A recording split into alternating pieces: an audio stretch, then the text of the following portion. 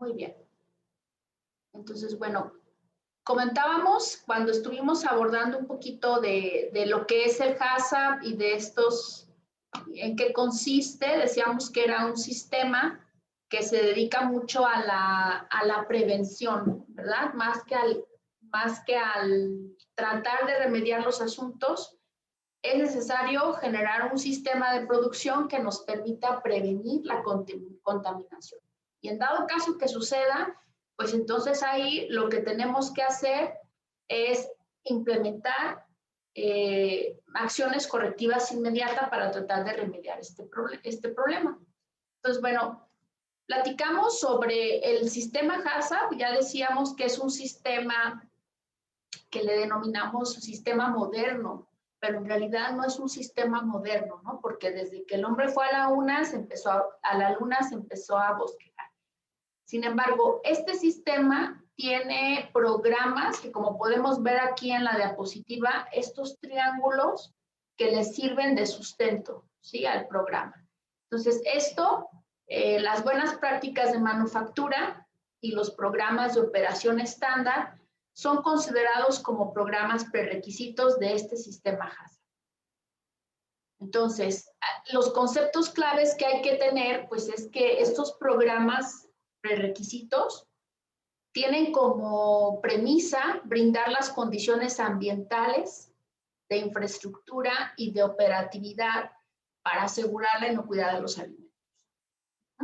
Y bueno, los programas también tienen que controlarse, ¿verdad? Tienen que delimitarse, tienen que delinearse medidas que vamos a usar para controlarlos. Sin embargo, esos puntos de control no son iguales a los que se implementan en un sistema de HACCP, ¿sí? Lo que le vamos a denominar los puntos críticos de control.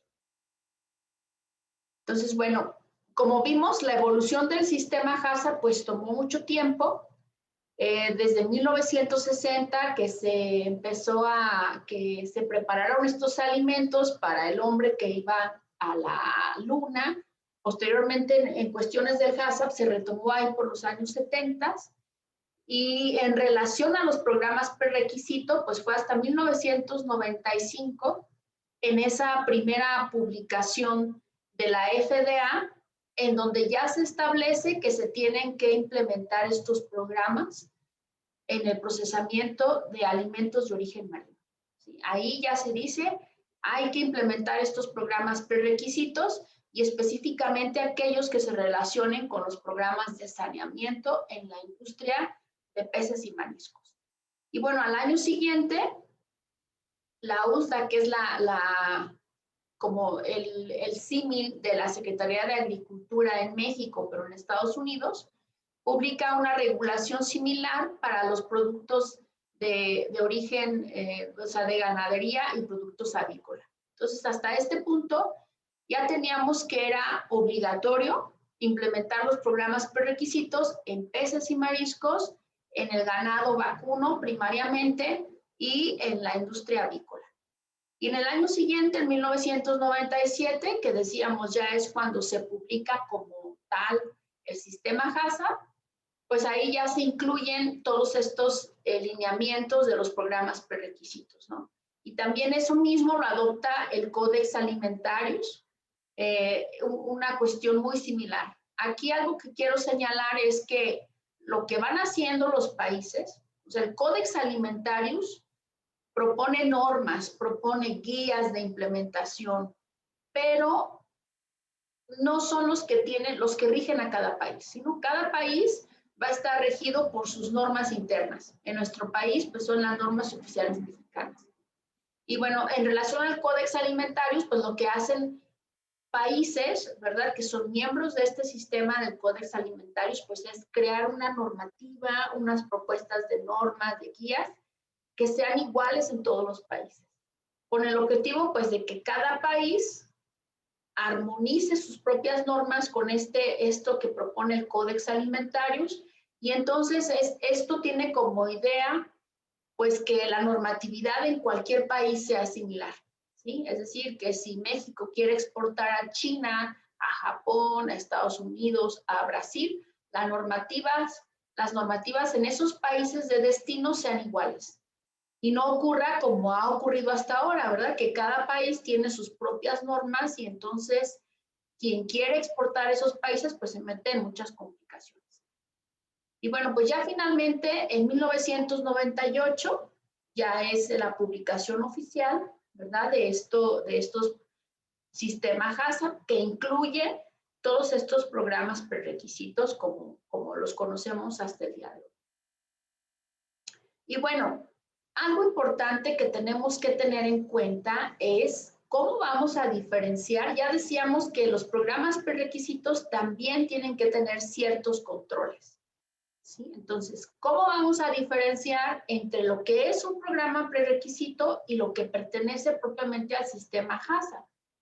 Y entonces aquí vemos, ¿no? Como para contrastar un poquito. Dice, en relación a los programas prerequisitos, estos se van a asociar indirectamente, y aquí subrayamos indirectamente, con la inocuidad de los alimentos. Mientras que en el caso del sistema HACCP, estos se van a diferenciar exclusivamente con la inocuidad alimentaria. A ver, entonces me gustaría preguntarles, cuando decimos que estos programas prerequisitos se asocian indirectamente con la inocuidad de los alimentos, me gustaría escuchar algún ejemplo de lo que puede considerarse un programa prerequisito.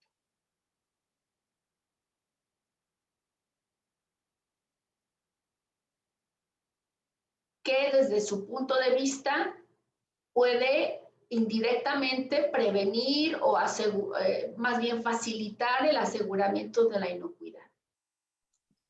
Pues, por ejemplo, todo lo que es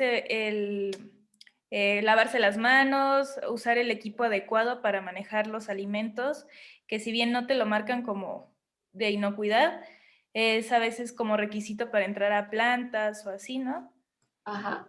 Sí, eso que nos menciona Paloma es un ejemplo muy claro, ¿no? Cómo el lavarse las manos indirectamente tiene un impacto en la inocuidad, ¿verdad? No quiere decir que por el hecho exclusivo de lavarnos las manos ya no vamos a tener alimentos contaminados, pero eso contribuye mucho a asegurar la inocuidad. Ahora, Andrea, ibas a participar en este sentido. A ver, ¿nos puedes dar un ejemplo para contrastar lo que sí tiene alguna práctica o proceso que sí tenga que ver exclusivamente con la inocuidad? Que digamos, si dejas de hacer esto, tu alimento está contaminado. O sea, que hay mayores probabilidades.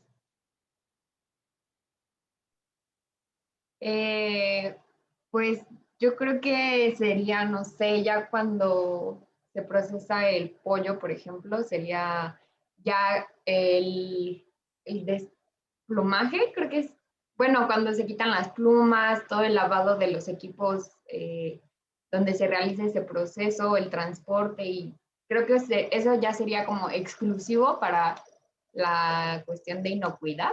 Para inocuidad. A ver, entonces, si le dejas las plumas a un pollo o si le quitas las plumas, ¿garantizas que ya no va a haber patógenos? No. No. Exacto. ¿Qué sí garantizaría que ya no va a haber patógenos en el pollo? ¿No sería, por ejemplo, como que está prohibido regar los cultivos con con aguas negras, por ejemplo? O agua, pues sí, contaminada, ¿no? Ok, a ver, entonces se recomienda regar con agua limpia, ¿no? O que no riegues con agua negra. ¿El hacer eso garantiza que ya vas a tener lechugas sin salmonela? No, ¿verdad? Por ejemplo, vas, Cami. Adelante, Camila. A ver. No, bueno, gracias, Jimé. Otro ejemplo podría ser, por ejemplo, cuando los procesos ya están verificados, no sé, se me ocurre en el autoclave que ya se sabe que usando 15 minutos, pues ya queda totalmente estéril, pero cuando se baja un poco, a lo mejor sí sigue habiendo cierta carga, ¿no?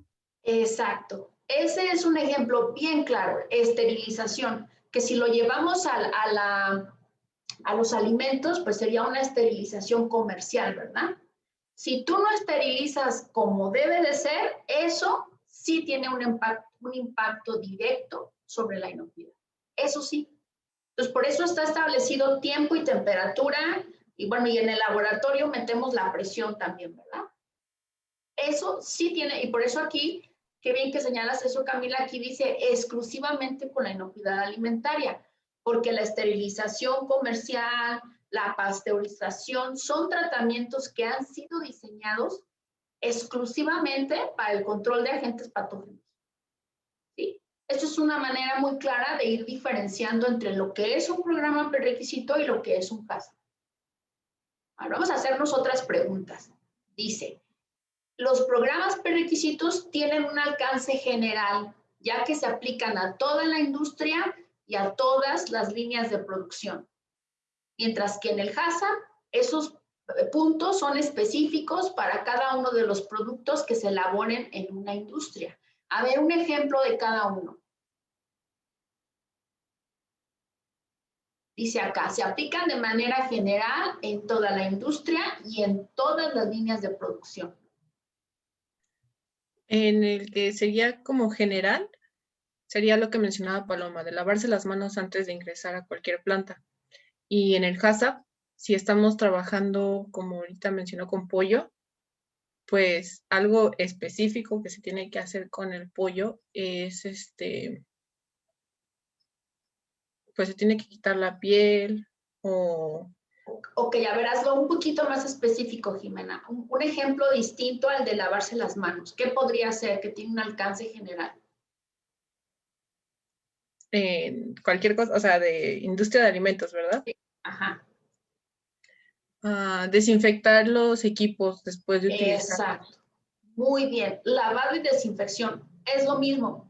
¿Sí? Eso aplica para todo lo que haga la industria. Entonces, siguiendo tu ejemplo del pollo, ¿no? Decías, bueno, en el pollo, a ver, pensemos en una empresa, Pilgrim's Pride.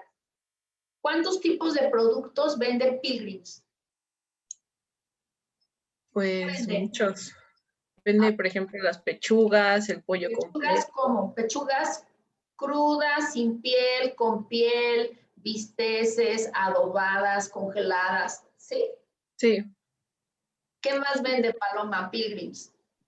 Ah, bueno, yo les compro los que son como en tiritas y ya los venden con, ay, ¿cómo se llama? Como empanizados, pero con chía y otras cosas así.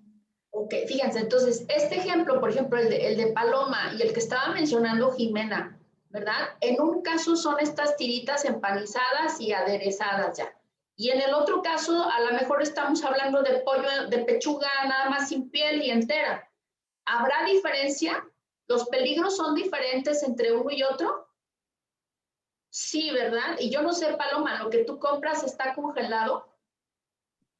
No, no es congelado, es bueno, no. Bueno, sí está congelado, sí. Está congelado. Fíjense, entonces, aquí es un ejemplo claro. Dice, el HACCP tiene que ser específico para cada uno de los productos que se elaboran en una empresa, ¿sí? En el caso de las tiritas que son empanizadas y que tienen otras especias y que son congeladas, es un proceso muy claro.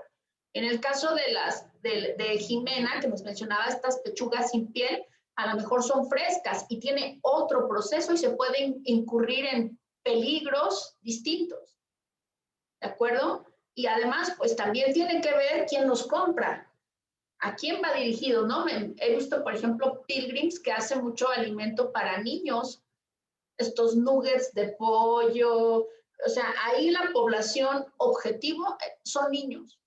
Entonces, eso nos lleva a otra connotación de los peligros. Ajá. Entonces, esto es muy claro, ¿verdad? Esto de los programas de saneamiento, pues yo voy a implementar saneamiento lo mismo para la línea de pechugas empanizadas que para la línea de pechugas sin piel y cruda, así nada más. ¿De acuerdo? A ver, sigamos con este razonamiento. Dice, en los prerequisitos, su no cumplimiento puede representar un peligro que altere la inocuidad de alimentos. Mientras que en el HACCP, la desviación de un límite crítico genera necesariamente una acción correctiva. A ver, ejemplos que sean diferentes a los que ya mencionamos.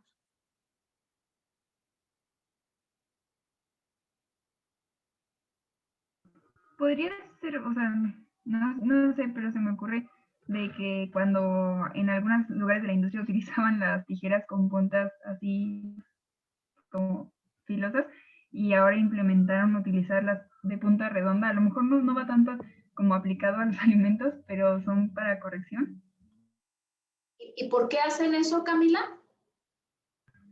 Pues para evitar el riesgo, ¿no? De que se pudieran lastimar o que se pudieran romper algunas bolsas o así. Ok, más bien ahí tendría que ver con la seguridad del trabajador, creo, ¿no? Sí, por eso digo, no va tanto a los alimentos, pero es como es de ese tipo. Ok, ¿y crees que el que tengas tijeras en pico o redondas puede alterar la inocuidad? No como tal, ¿No? pero quizá, o sea, no sé, o sea, me imagino de que pues si no hay tanto riesgo como para que se corten las personas y así, no sé si eso puede ayudar. Ok, eso es importante, ¿verdad? Cuidar la seguridad del trabajador. Pero acuérdense, acá tiene que ver con la inocuidad. Estoy pensando que a lo mejor sí, a lo mejor si tú tienes una tijera muy picuda, el lavado y desinfección es distinto que si tienes unas tijeras con puntas redondas. No sé, se me ocurre que a lo mejor con la punta de redonda lo puedes tallar mejor, con mayor tranquilidad, y eso sí tendría una repercusión en la inocuidad, de manera indirecta. Ajá, podría ser. O como el uso de cofias o cubrebocas al manejar alimentos. Exacto. Dice, por ejemplo, las personas deben de usar cofias y cubrebocas, ¿verdad? Eso puede, si no las usan, puede representar un peligro para la inocuidad. No necesariamente, depende de que la persona que esté agarrando estos alimentos pues esté enferma o tenga cierto porcentaje de células bacterianas que las escupa al momento de hablar, por ejemplo. Claro, ¿verdad? Entonces, no necesariamente, a ver, ¿en qué microorganismo patógeno piensan cuando una persona habla sin un cubrebocas o está en la línea de proceso sin cubrebocas o sin cofia? O cuando les están preparando la comida aquí en la cafetería, bueno, cuando nos preparaban, ¿no? Si no traían cofia, ¿qué peligro puede representar? ¿Qué patógeno? Staphylococcus. Staphylococcus aureus. Exacto. Ya decíamos, ¿no? Y bueno, ahí puede ser, no necesariamente, ¿no? Pero eso puede alterar la inocuidad. Y acá dice, la desviación de un límite crítico genera necesariamente una acción correctiva. A ver, ¿cómo estaría eso? Cuando elaboran queso, si no se pasteuriza la leche, es muy peligroso. O sea, es como que casi indica que ya va a haber una contaminación bacteriana. Ok, entonces ahí, ¿qué se haría? Bueno, no se alcanzó la temperatura deseable. ¿Qué harías, Jimena? ¿Qué acción correctiva dictarías para eso? Pues podría mandar ese queso a un producto que forzosamente implique un procesamiento térmico para asegurarme que ya no tenga la bacteria. Exacto. Entonces, una podría ser esa leche que no fue bien pasteurizada, la desvías a otro proceso en donde lleve otro tratamiento térmico. O a lo mejor puedes decir, bueno, pues repasteuricen, ¿verdad? Podría ser que aguantara otro ciclo de pasteurización. O bien, pues cuando esto sucede, yo ya probé que puedo dejar más tiempo en el pasteurizador. Pues bueno, todas esas acciones correctivas, pero esto es bien importante porque tú vas monitoreando la temperatura. Entonces te das cuenta de cualquier variación y corriges de manera inmediata. No te esperas como veíamos en el caso del sistema tradicional de muestreo e inspección, ¿no? No te esperas hasta que tienes el producto ya envasado o en el punto de venta para saber si funcionó o no funcionó, sino en el proceso se hace una corrección inmediata. Eso es otra gran diferencia, ¿no? En cambio acá, en los programas prerequisito, pues sí, ¿no? A lo mejor el trabajador, pues no trae bien puesto el cubrebocas. Le puedes poner ahí una observación administrativa o lo que sea, pero no quiere decir que toda la leche en la cual está en la línea del trabajador, o sea, el trabajador que se quitó el cubrebocas o lo usó mal, no quiere decir que vas a tirar toda esa leche ahí en ese proceso. ¿Sí? No tiene esa connotación de importancia como tendría la temperatura no alcanzada en la pasteurización, ¿verdad?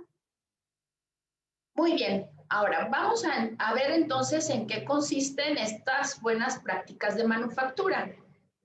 Y bueno, en términos generales, se clasifican en buenas prácticas de manufactura o BPMs de personal, edificios e infraestructura, equipo y utensilios, controles de producción y proceso. O sea, vamos a tener esas 4 categorías.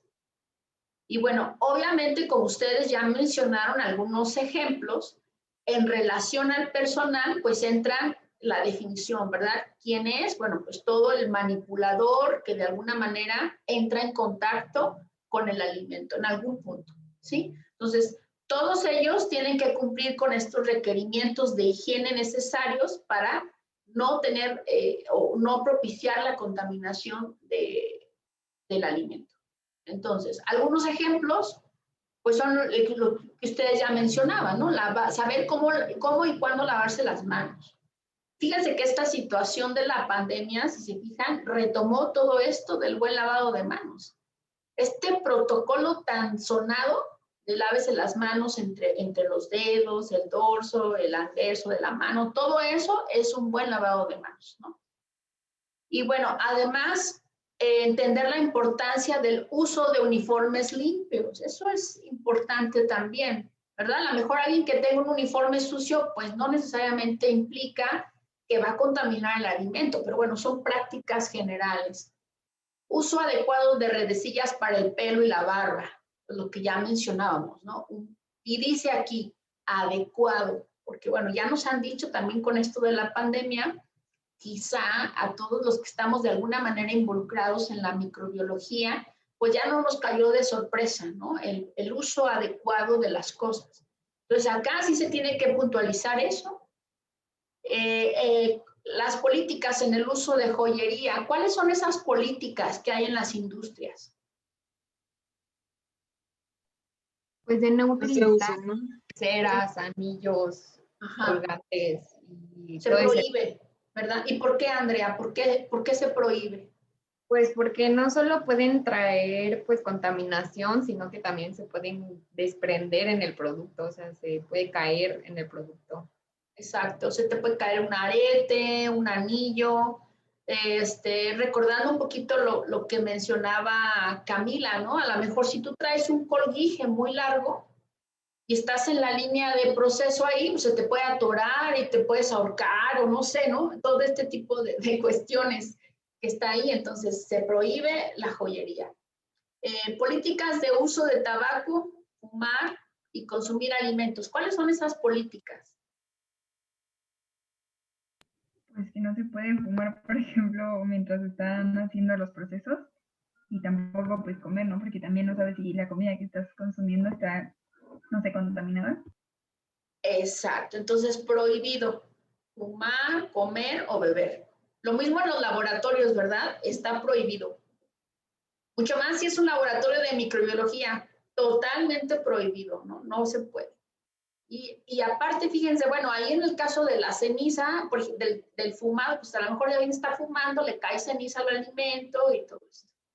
Sí, además, también el comer, fumar o beber implica un contacto directo con la boca. Si se fijan, ¿no? Por ejemplo, te llevas la mano cerca de la boca y eso puede llevar la contaminación a otros espacios. Además de que también las personas se pueden distraer y también puede representar un peligro desde el punto de vista de seguridad del trabajador. Si por estar fumando te distraes, ocurre un accidente, todas estas cosas hay que evitarlas también. Doctora, tengo una pregunta. Sí. ¿Esto sí solía pasar antes de las normas? O sea, de que alguien fumara en el proceso. Sí, por increíble que parezca, sí, ¿verdad? Por eso se tuvo que especificar así.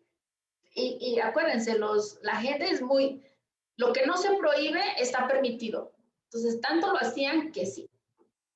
Tristemente, ¿no? Inclusive, fíjense, esto, lo del HACCP, como vamos a ver, aplica también al servicio de alimentos.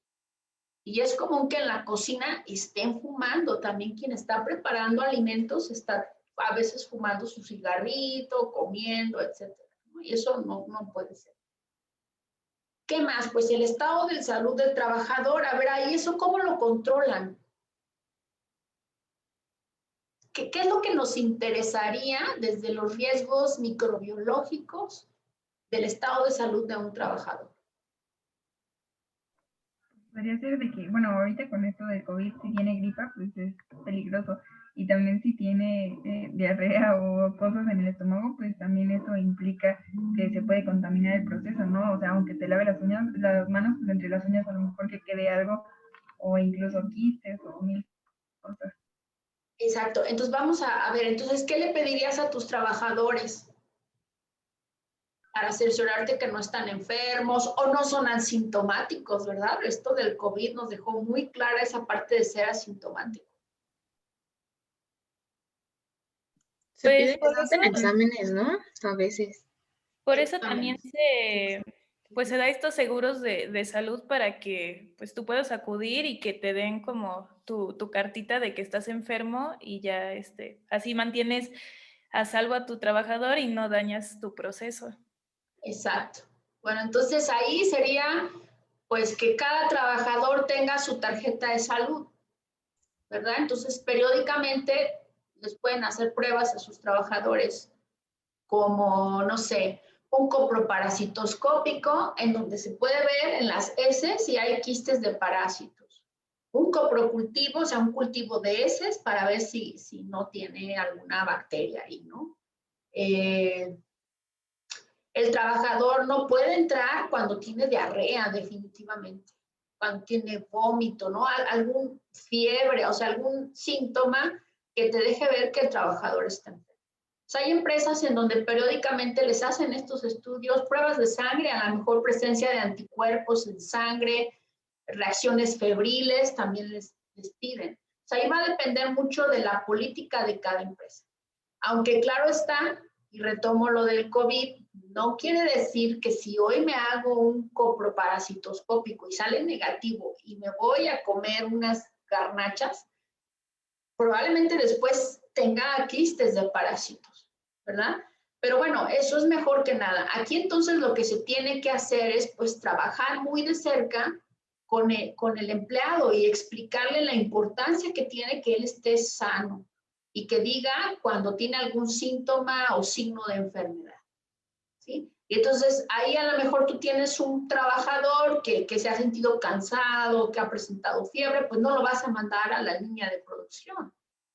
Sí, a lo mejor, o puede ser alguien que sea un portador asintomático de algún parásito. Pues puede ser que lo mandes a lo mejor en lugar de estar en la línea de empaque, pues lo mandas a barrer los jardines, ¿no? O algo así, que no tenga que ver directamente con la manipulación del alimento. Aquí es algo bien, bien difícil porque al menos en nuestro país no hay una seguridad laboral para los trabajadores, ¿no? En muchos casos. Y entonces les pagan por día o les dejan de pagar si no van a trabajar. Y entonces el trabajador miente porque eso implica dejar de ganar un recurso ese día, ¿no? Entonces es una situación un tanto compleja en los países como el de nosotros, ¿no? Bueno, evitar estornudar o toser sobre el alimento, ya platicamos de eso, que tengan una tarjeta de salud. Inclusive, fíjense, infecciones de la piel, ¿verdad? No puede estar ahí un trabajador que tenga una infección o una abierta, una herida expuesta en la piel. Porque también ahí, pues, pueden estarse multiplicando los microorganismos y entonces eso puede ir al alimento. O también si utiliza, no sé, una gasa, un curita o algo para tapar la herida, se puede caer y desprenderse e ir al alimento. Entonces, bueno, todo esto decíamos, eso no se permite por razones obvias, ¿no? La segunda clasificación sería edificios e infraestructura. Sí, bueno, que ya me encargué del trabajador. Ahí también en el trabajador se incluye todas las capacitaciones que tenga que seguir, ¿no? Como BPMs. Dentro del programa de BPM se incluye la capacitación del trabajador. Entonces, en relación a la segunda categoría, que son edificios e infraestructura, pues como su nombre lo dice, tendríamos que considerar todo lo que pueda tener un impacto en la inocuidad, ¿no? Entonces, no nada más es suficiente con decirle al trabajador, lávate las manos, sino le tienes que proveer de toda esa infraestructura para que lo haga de manera adecuada. Y entonces en las industrias ponen este tipo de esclusas que le llaman, ¿no? En lugares en donde colocan los lavabos, que deben de tener evidentemente agua potable, jabón,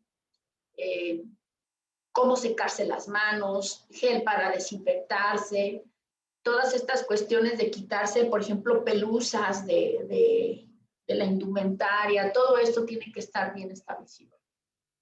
Y bueno, otra cosa importante es los almacenamientos, tienen que estar bien delimitados, ¿no? Almacenamiento de materias primas, y aquí digo, por ejemplo, si son refrigerados o si se deben de poner en tarima, ¿no? Por ejemplo, no puedes poner tú costales de harina directamente en el piso, sino tienes que colocar una tarima y sobre la tarima colocar los costales. ¿Por qué se hace eso? Pues para evitar contaminaciones cruzadas entre la materia prima y el terminado. Exacto, ¿verdad? Entonces, eso tiene que estar bien delimitado y en la medida de lo posible tener almacenes de producto crudo y producto terminado separados.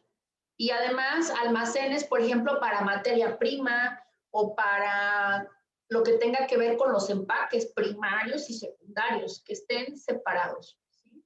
Y bueno, evidentemente un programa de control de pestes. ¿Esto qué incluye? Quizá que se fumigue cada cierto tiempo para evitar, por ejemplo, que haya como mosquitos o no sé, cosas que puedan llegar y contaminar, o ratas que también se coman o que roban las bolsas y así. Ok, a ver, las ratas, ¿qué patógeno vehiculizan, Camila? No sé, podrían ser varias hasta bacterias y virus que pueden llevar, ¿no? Okay, pero ¿cuál? ¿Cuál te preocuparía?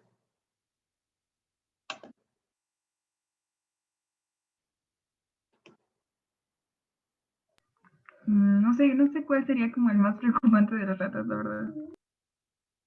Salmonela, ¿no? O sea, las ratas vehiculizan salmonela. Las cucarachas, guacala, ¿verdad? ¿Qué vehiculizan las cucarachas? Salmonela, también, probado. Las moscas, ¿qué pueden vehiculizar? Ese es. Coli. E. coli. E. coli, ¿cuál E. coli? O 750, nada más, pero Ok, puede ser, ¿verdad? ¿Y cómo es que pueden estar en las patas de las moscas la E. coli o 157H7? Porque van y se posan sobre las heces de que encuentren y ya después en la comida. Exacto. Entonces, bueno, si donde fueron y se posaron, a lo mejor pudiera haber salmonella, shigella, E. coli, lo que sea, ¿no? Parásitos, ve tú a saber qué tantas cosas. Entonces, de ahí que se tiene que implementar un programa de control de pestes. No nada más es porque se vean feas y nos dan asco, sino porque realmente vehiculizan estos patógenos. Maestra, doctora, en los supermercados creo que afuera hay como unas trampas para ratas, ¿no? Que son como tubos así y eso lo hacen igual para proteger el producto que venden, ¿no? Exacto. Sí, de hecho tiene que ser. De hecho, se ponen, como bien dices, estas trampas que son como cajitas y adentro están los cebos, ¿no? Para que las ratas los coman y se mueran. Igual para las cucarachas. Entonces tienen que tener un programa de control de pestes. doctora. Sí. Y para el caso, bueno, había leído que era muy importante cuando uno trabajaba en un edificio tener bien marcado dónde son los desagües y las coladeras, sobre todo para que no hubiera, bueno, obviamente salen cucarachas, ¿no? Del desagüe y todo, y otro tipo de insectos, pero ¿cómo uno asegura que, o sea, porque si hay una coladera a fuerzas tiene que ver, ¿no? Para que barran el agua y se vaya, pero eso, ¿cómo lo aseguran? Pues mira, esto dentro de la infraestructura tienes que tener sistemas de desagüe con tapaderas, ¿no? O sea, ahí a lo mejor le pones pues ¿cómo se llama? Una tela de alambre o algo para que no se salgan las ratas por la coladera, por ejemplo. Eso no puede ser, ¿verdad? O de hecho, también en las ventanas tienes que tener mosquiteros, forzosamente, para que no se te metan las moscas y eso.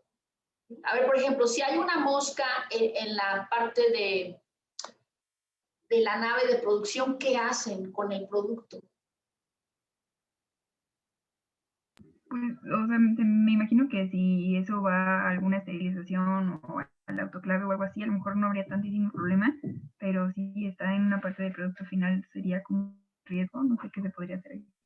Ok, bueno, una triste mosca ahí, pues no vas a tirar el lote, ¿verdad?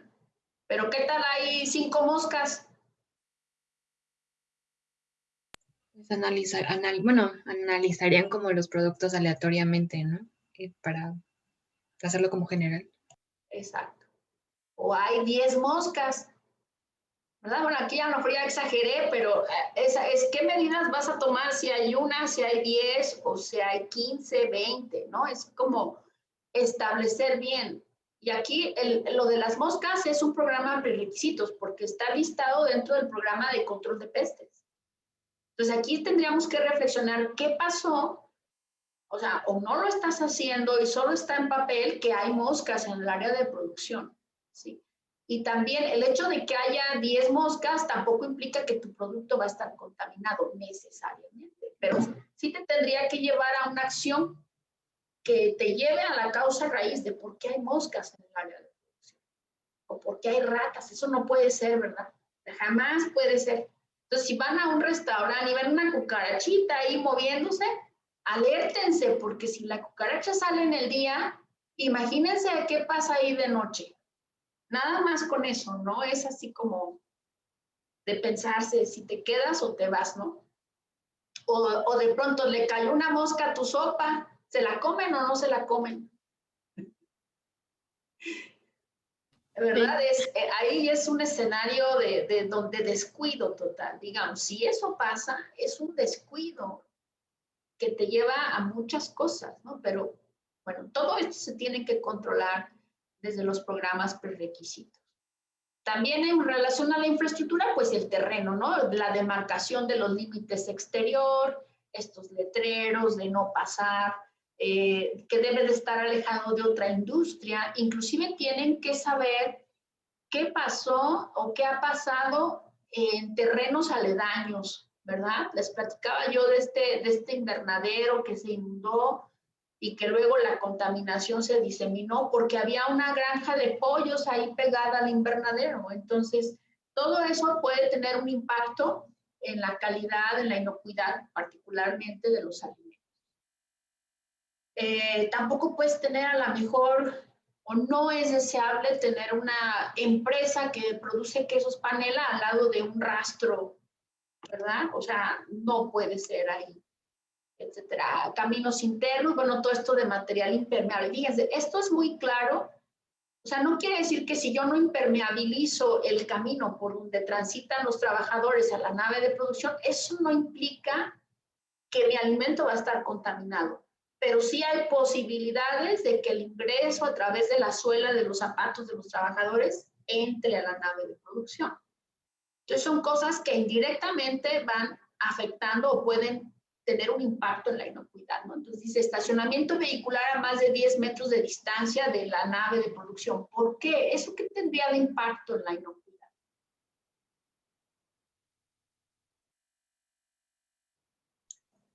Pues los gases que emiten los carros podría ser un problema y también las llantas, lo que puedan traer, no sé si lo vuela el aire, como dice. Claro. De hecho, hay estudios, por ahí tenemos un estudio en donde a través de las llantas de estos carritos que se usan dentro de montacargas, que se usan dentro de las empresas para transportar cajas, producto terminado, ahí se puede vehiculizar agentes patógenos, ¿no? Entonces, bueno, aquí todo esto se va previniendo con tener un estacionamiento, además de que, bueno, los gases, se pueden emitir polvo, levantar polvaderas, etcétera, ¿no? ¿Qué más? Bueno, pues que tiene que estar cercado, que tiene que tener pozos de abastecimiento de agua y tienen que estar sellados, ¿verdad? No pueden estar expuestos ahí a la fuente de contaminación. En donde van a hacer descargas de aguas, por ejemplo, en algunas industrias se les piden ya también por algunas normas ecológicas que tienen que ser tratadas esas aguas para ser liberadas a los sistemas de drenaje común, ¿no? Y bueno, esto no tiene que estar cerca de la nave de producción, evidentemente.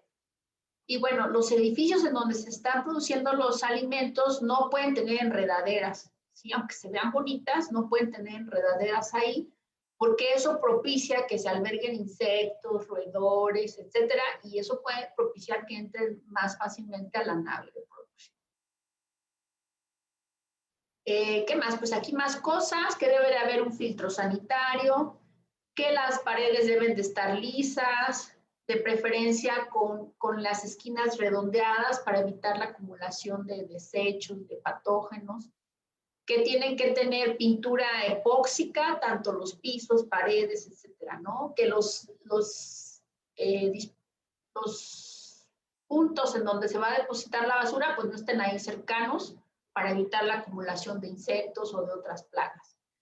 Y ya decíamos lo del almacén de ingredientes y envases primarios separado, otro almacén para detergentes, desinfectantes y otros productos no comestibles. Aquí esto es bien importante también para evitar peligros químicos que se confundan entre la sal y el raticida, por ejemplo, ¿no? A lo mejor estoy dando un ejemplo muy burdo, pero sí tiene que cuidarse eso. Instalaciones para el personal y servicios higiénicos, pues sí, que tengan sus vestidores, con donde puedan guardar su indumentaria, que las áreas de baños y comedores estén separados de las áreas de producción. Entonces, generalmente los comedores se ponen fuera de las naves de producción para que el trabajador se quite toda la indumentaria y vaya a comer y ahí están sus propios baños y todo lo demás y luego ya regresan a la nave. Doctora, tengo una duda. Sí.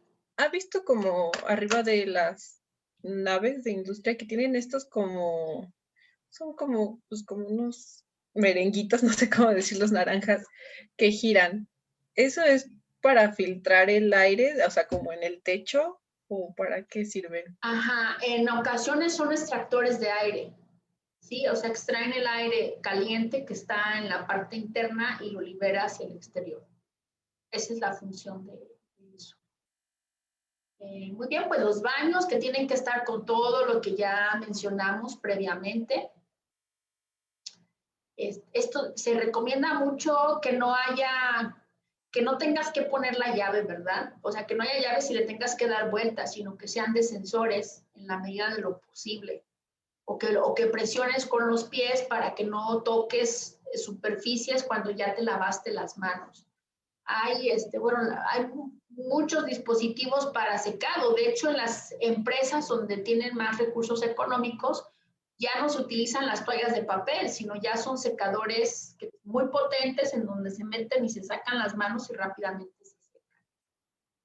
Doctora, pero en ese caso, por ejemplo, cuando uno mete las manos ahí, no jala como el aire que está pues precisamente en el baño y puede tener también como microorganismos. O sea, no puede ser como peor utilizar esas maquinitas. Pues mira, esa es una buena pregunta. Se supone que esos secadores tienen filtros, ¿eh? Se supone, ¿verdad? Que van ahí, que no es eso, pero bueno, sería interesante ver qué pasa. De hecho, hace tiempo estuvimos en pláticas precisamente con una empresa que se dedica a producir secadores, ¿eh? Y querían como implementar una lámpara de luz ultravioleta ahí, bueno, que no causara daño pues al trabajador ni nada, ¿no? Pero justo por lo que dices, en el momento en el que te secas sale el aire y además es aire caliente en muchos casos, ¿no? Pero también que aparezca la luz ultravioleta ahí para que cualquier cosa que ande ahí volando, pues se inactive con la luz ultravioleta. Pero sí es todo un tema, ¿no? Bueno, estas puertas exteriores de material fácilmente lavable, no de madera, se recomienda que las puertas pues no sean de manija, ¿no? Sino que sean de estas barras donde presionas y sales para evitar que toques con las manos todo. Y bueno, la iluminación, la ventilación adecuada, vestidores, armarios, todas estas cosas de infraestructura básica, ¿no? Que si hay servicios de agua, de amoníaco, de de agua caliente, de gas, todo esto tiene que estar por colores bien marcado, dependiendo del país, ¿verdad? Estos colores, aunque se ha tratado de hacer universales, pues para que todo el mundo identifique qué es lo que está corriendo por esas tuberías. Bueno, si se utilizan, por ejemplo, vapor, lo que mencionaba ahorita Fer, ¿verdad? Que ese vapor pues sea de grado alimenticio, es decir, se ha producido bajo ciertas condiciones, que haya lámparas que estén ubicadas en ciertos lugares, que sea iluminado, que, decíamos, haya mosquiteros para evitar la entrada de insectos, ¿no? Que si hay lámparas, pues sean de material que no va a desprender vidrio al proceso. Sí, o en ocasiones se ponen mallas por si se rompe una lámpara, pues no caiga todo ahí al alimento. Y bueno, ¿qué más? Pues cómo circular, las áreas de acceso deben de estar delimitadas. De hecho, si han visitado empresas, en muchas de ellas se delimitan por dónde se puede desplazar el personal, ¿no? Por dónde se puede desplazar el montacargas para evitar accidentes. Pero bueno, esto es también parte de la infraestructura. Y bueno, esto es bien importante también, ir delimitando las zonas de higienización dentro de la empresa, ¿no? Ahora ha tomado mucho auge esto y lo dividen, por ejemplo, aquí lo tengo yo como A, B, C, D, pero ahora en los diferentes manuales los numeran como zona 1, zona 2, zona 3 y zona 4. Entonces, la zona 1 que tenemos aquí como A es la de máxima higiene y se considera un área crítica. Aquí tendrían que entrar todas las superficies que contactan de manera directa el alimento. Todo lo que contacta el alimento se considera zona 1 y es un área crítica de higiene. La zona 2, pues es una zona cercana al área crítica. ¿Sí? Es decir, pensando, por ejemplo, en una banda transportadora. ¿Sí? Ya se la imaginaron. Esta es la banda transportadora y aquí van a pasar los alimentos. Esto sería zona crítica, pero una zona 2 puede ser el borde de la banda transportadora. ¿Sí? Esto que está aquí podríamos considerarlo zona 2, que está muy cercano a la zona crítica. Zona 3 dice una zona estándar, que no se considera dentro del área crítica. Entonces ahí podría ser pues 1 metro cuadrado sobre alrededor de la banda transportadora. Eso podríamos llamarlo zona 3 o a lo mejor dentro de la nave de producción. Y zona 4 a lo mejor es en el pasillo de acceso a la zona 3, por ejemplo. Esto no hay un manual que nos diga qué consideramos zona 1, zona 2, zona 3, zona 4. Cada empresa lo tiene que establecer.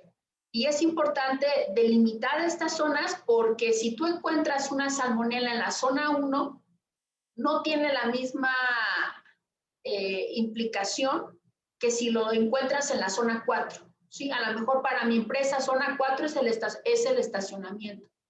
Si yo encuentro una salmonela en el estacionamiento, no es lo mismo que si la encuentro en la banda de producción. Entonces, las acciones correctivas que se tienen que tomar son distintas. Por eso es importante delimitar esa zona dentro de la producción de alimentos. ¿Qué más? Por ejemplo, en relación a la otra categoría, ¿no? Es equipo y utensilios. Pues tienen que ser de fácil limpieza y desinfección, de fácil mantenimiento y, bueno, tienen que cumplir con estos estándares de grado alimenticio. Si yo utilizo, por ejemplo, acero inoxidable, pues tiene que ser un acero inoxidable de grado alimenticio. No se recomienda, por ejemplo, el uso de madera dentro de estas zonas, porque la madera es de difícil limpieza. Entonces, no se permite. ¿Qué más? Bueno, controles de producción y proceso. Esta es la otra categoría, ¿no?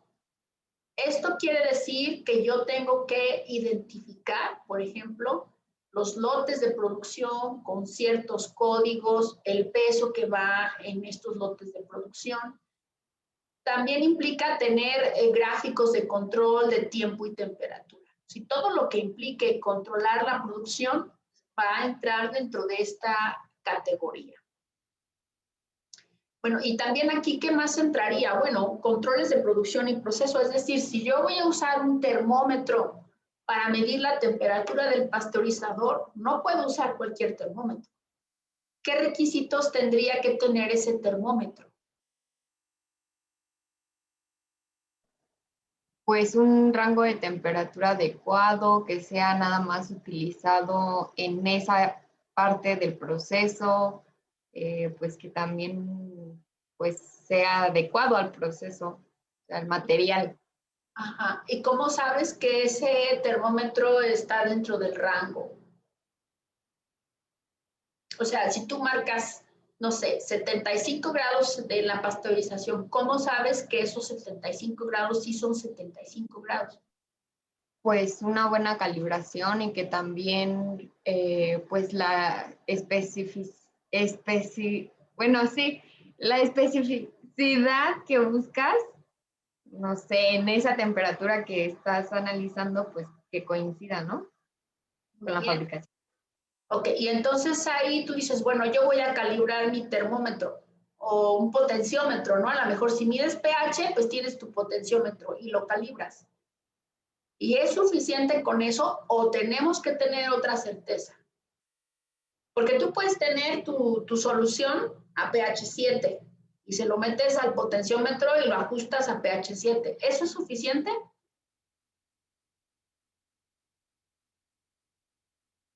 ¿O qué características tiene que tener esa solución de calibración?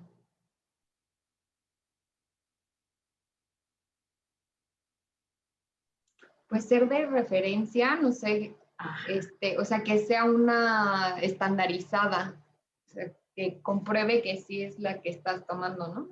Exacto. Entonces no vas a tomar cualquier solución a pH 7, sino vas a tomar una que ya haya sido verificada esa concentración, ¿no? De hecho, son las soluciones patrones que le llaman, ¿sí? Lo mismo ocurre para un termómetro. No puedes agarrar cualquier termómetro y medirlo, sino ese termómetro tiene que ser un termómetro certificado. O sea, te tienen que dar un papelito donde diga, cuando tú mides con este termómetro, 75 grados son 75 grados. ¿Quién emite ese certificado? Pues aquí en México está el CENAM, ¿no? El CENAM. ¿Qué es el CENAM, Jimena? El Centro Nacional de Metrología.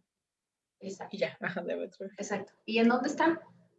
Aquí en Querétaro, está en la Exacto, carretera ¿verdad? de México. Exacto. Ahí por los CUES, por ahí está el Centro Nacional de Metrología. Y ahí sí, tú le llevas tu termómetro que usas en tu planta piloto de lácteos aquí en la UAC y lo mandas a que te lo certifiquen, ¿sí? Y entonces tu pasteurizador a lo mejor tiene un control interno, ¿verdad? Y ahí va marcando la temperatura del pasteurizador. Entonces, este termómetro que ya está certificado porque lo mandé al CENAP y me lo mandaron con un certificado, lo meto ahí o mido la temperatura y comparo que lo que marca el equipo con este termómetro realmente son 75. Eso tendríamos que hacer en todo lo que hacemos en la UAC. No lo hacemos porque es un procedimiento caro. Si te cobran como 4,000 pesos por medirte una temperatura, una sola. ¿Sí? Entonces, bueno, eso en el ideal hay que hacerlo. Cuando ustedes salgan, monten su empresa o trabajen en una empresa, eso es lo que tenemos que hacer para tener esas certezas. A eso se refiere con todo esto de controles de producción y proceso. ¿Qué más? Bueno, pues un ejemplo, estos procedimientos de operación de estándar, que es el otro triangulito del que hablábamos, ¿no? Estos procedimientos son métodos prescritos o establecidos para que sean seguidos como rutina en la aplicación de operaciones o tareas específicas.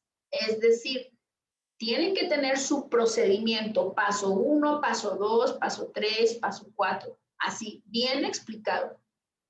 ¿Y qué permite tener procedimientos de operación estándar? Pues que cualquier persona los va a aplicar y los va a seguir de la misma manera.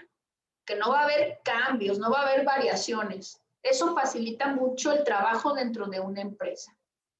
Entonces, bueno, los típicos, por ejemplo, puede ser que se relacionen con tareas como cuándo y cómo tienes que realizar una tarea, quién lo va a hacer, qué etapas involucra ese proceso y qué acciones correctivas vas a hacer en caso de que la tarea no haya sido llevada a cabo como dice el procedimiento, ¿no?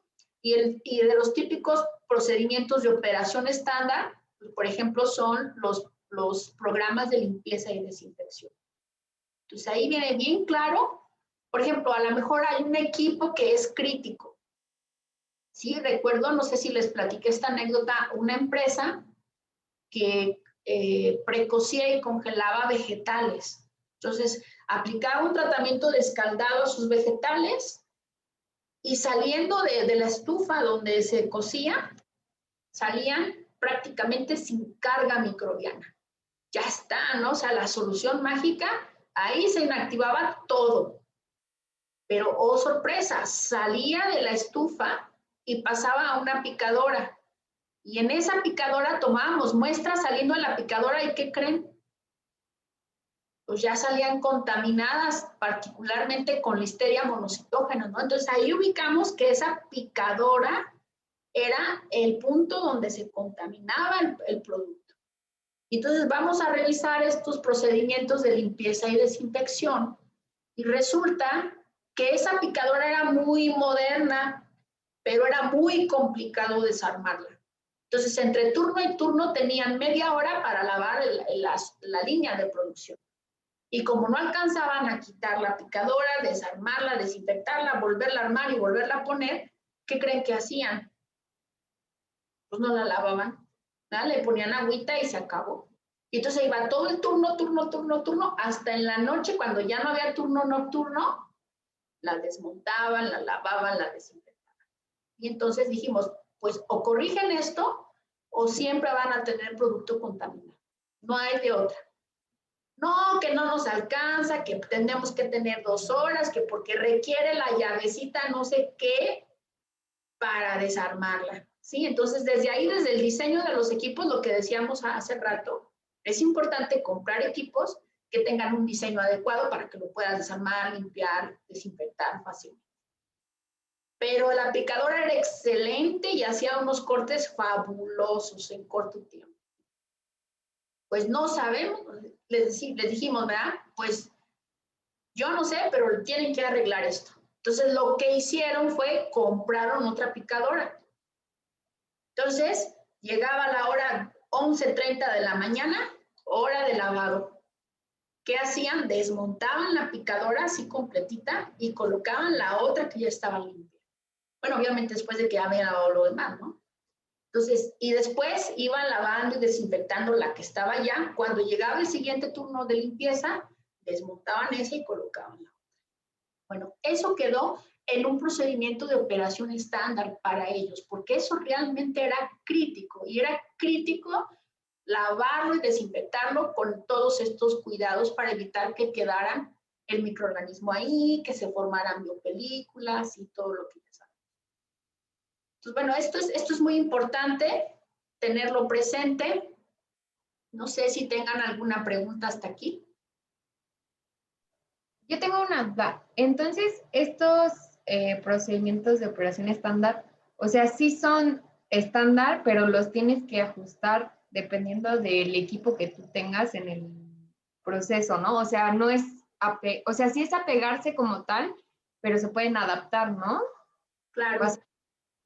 Si tú lo tienes que adaptar a las condiciones de tu empresa, ¿sí? Aunque son generales, es un traje a la medida, porque eso tiene que ir adaptado a las condiciones de tu empresa e inclusive del alimento que produces, aunque siguen siendo programas prerequisitos.